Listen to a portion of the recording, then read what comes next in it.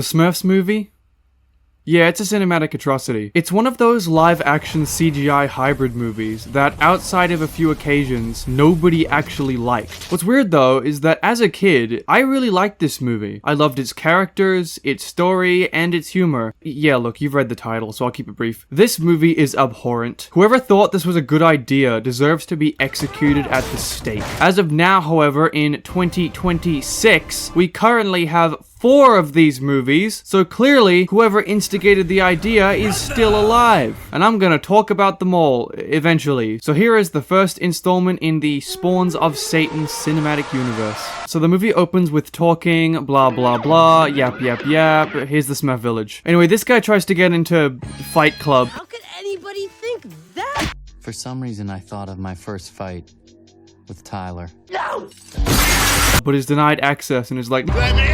But this nerd Smurf shows up and is like, Lamau, no, f*** off, clumsy. The other Smurfs then brutally murder him and we cut away to a tower, where we meet the villains. And I know everyone says this, but these are the best characters in the movie. Both Hank Azaria and Frank Welker give such an energetic and over-the-top performance that makes me laugh even to this day. My magic will finally become...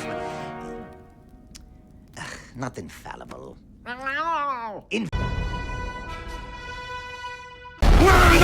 Anyway, Gargamel teleports himself somewhere, and we cut back to the village.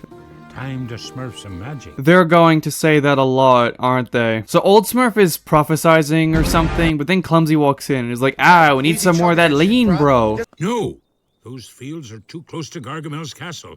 I'll get the smurf route. You stay in the village and out of trouble. Whoa, guys, I wonder if he will actually listen and not be outside the village in the next scene. So the next scene, he's outside the village and gets spotted by Gargamel. Azrael? Are you dead? Everything's going to be just fine. Gargamel eventually finds the Smurf village and begins tearing shit up. Oh, Papa. Wow, your traps really suck, bro. So Clumsy makes it to the escape route, but uh-oh, he goes the wrong way. So the other characters go after him. Eventually they make it to a cave, and because the moon is blue, a vortex opens up and sucks them off. I mean in, whoops. The Smurfs exit the portal and realize that they're deep in enemy territory. The bad guys then also go through the portal, causing the Smurfs to run away. We then cut away to Neil Patrick Harris, where literally nothing happens. The Smurfs are then attacked by Azrael, who rips off some of the girl Smurfs' hair, which is important. Clumsy is then chased, but falls into a box that is taken away by Neil Patrick Harris. Gargamel then sees the Smurfs, but they get away on Neil Patrick Harris's taxi. And after a long sequence involving shitty licensed music and corporate product placement, we make it to Neil Patrick Harris's apartment. Neil Patrick Harris and his wife then talk about jack shit, and we cut away to Azrael giving Gargamel the girl Smurf's hair. They walk for a bit and we get, jokes. He then goes to this castle and, laughs. Cut to the Smurfs, who are climbing the building, and yeah, that's all. Clumsy then falls out of the box, and after a bunch of wacky hijinks, he falls in the toilet because that's funny. The wife then discovers Clumsy and kills him. Meanwhile, Neil Patrick Harris gets Attack on Titaned. And after some more slapstick, the wife and Clumsy convince them to stop fighting, and the scene ends. Cut to Gargamel. He's using the Smurf hair to get power, and nothing else happens. Cut back, and the Smurfs are now living in the apartment. Smurfs the whole day long. Next time, And Neil Patrick Harris is left in a state of mental despair and anguish. Then there's some talking, blah blah blah, who cares? You guys come... They find out the blue moon isn't actually blue in this world, which makes them upset. Cut to Gargamel, who's looking for the Smurfs.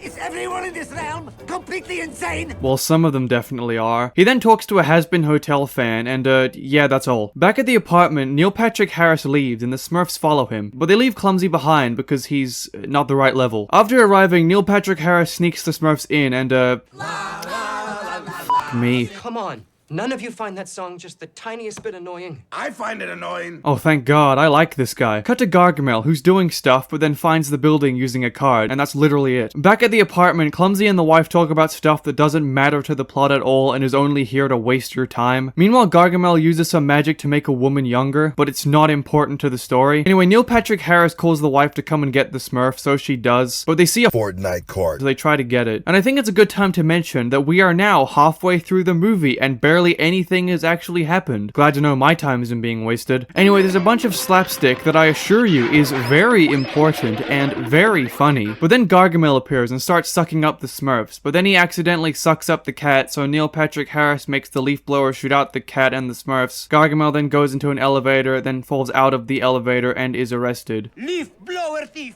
And yeah, that's the whole scene. And yes, I am slowly losing my mind. Cut to the apartment, where Old Smurf is trying to redeem the Fortnite card, and the other Smurfs are all sad and worried. So Neil Patrick Harris uses the power of product placement and copyrighted music to cheer them up. Better yet, I know the cure.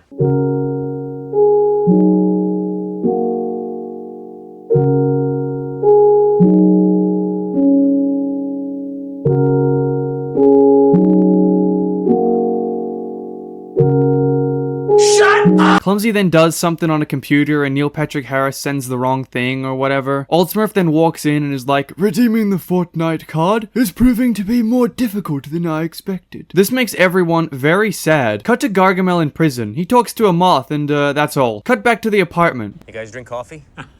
Is a Smurf's butt blue? How do you know what coffee is? You're a Smurf! So they talk or something, I don't know, I want to get this video done. Cut back to Gargamel. He's still in jail, but the moth returns with a bunch of flies, and they form around Gargamel and fly him out of jail. Cut back to the apartment, where Neil Patrick Harris realizes Clumsy did something to his computer, which makes him very mad and he leaves. Smurf! Smurfity Smurf, Smurf, Smurf! Cut to Gargamel. He gets some more Smurf power and, yeah. Cut to Neil Patrick Harris, who's very angry at the Smurfs, but after staring at a child feels all better. Cut to the Smurfs. They're going to an antique store, which was mentioned earlier, but I didn't care enough to put it in the script. After some searching, they find a book. Heyo. Whoa, that's the creator of the Smurfs. Maybe we should ask him what he... Whoa, that's the creator of the Smurfs. Maybe we should ask him what he thinks of this movie. Oh wait, he's dead? Oh well. Anyway, Gargamel finds them and begins attacking them. And after some wacky shit, Papa Smurf is captured and kidnapped by Gargamel. And it's meant to be this really sad, emotional moment. But because the audience and I barely have anything to latch onto, it ends up falling flatter than a pancake. What's that? You wanted me to feel for these characters? Pfft. I make videos on the internet, pal. I don't have feelings. So they go back to the apartment, and it's like, we need to save the Smurfs, Jesse. Back at the castle, Old Smurf is being brutally tortured, and I'm just realizing I have said the word Smurf over 30 times in this video. Gargamel then uses some magic to create the ultimate gaming setup, and then My Smurfs are well on their way home by now. well, there goes any potential ad revenue. Anyway, they're preparing for battle, and the Nerd Smurf performs an incantation to turn the moon blue, which impresses the fashion lady side character, who I haven't been mentioning at all. That's how unimportant she is. The Smurfs then call out Gargamel, where it's revealed the Nerd Smurf apparently went back to the village and brought back some more Smurfs for backup. So they fly, and it's very epic. Meanwhile, the girl Smurf, who doesn't have any personality whatsoever and hasn't done a single thing throughout the entire movie, tries to save Old Smurf, but is attacked by the cat. And after some crazy slapstick, traps the cat in a cage. You smurfed with the wrong girl. Outside, however, Gargamel starts capturing the Smurfs, and he's about to kill Neil Patrick Harris. But the Scottish Smurf, who's another flat, boring character, steals the wand. But he drops it because he's stupid. But then Clumsy catches it and... Wait a minute, Virgil? You're wasting my time. My wand. Bring back.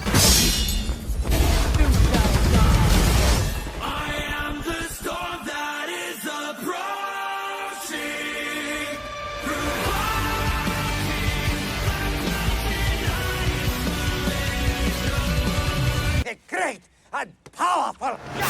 Anyway, the day is say, woo, yeah, I feel nothing inside. But now it's time to say goodbye to the Smurfs. And it's very sad, I really assure you, I definitely cried here. The lost Smurf then jumps through the vortex, marking a beautiful ending to the Smurfs. And as the screen faded to black, I had time to reflect on my own... Well, we are now at the conclusion, and I don't really have anything to say. Yes, this movie is terrible. Yes, it is unfunny and boring. And yes, it is a waste of time. But not the usual kind of waste of time, as there is next to nothing to talk about. In contrast, the Emoji Movie is probably my least favorite movie of all time. It infuriates me to no end, and whenever I watch it, I think of testing my full damage limit. But at the very least, I remembered it. I remember its terrible sense of humor and god-awful characters. I remember its shitty dialogue and how easy it is to make fun of. I hate that movie, but at least I felt something. Outside of Gargamel and Azrael, I felt nothing throughout this whole experience. Watching this movie is akin to eating a plain piece of white bread. I have done nothing but teleport bread.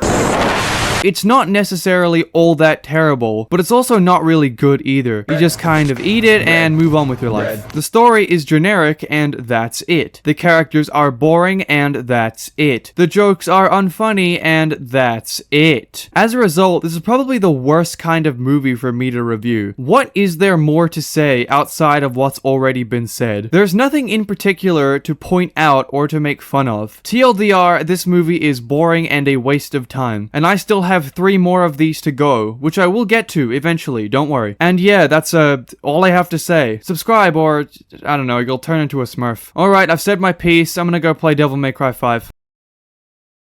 What the hell?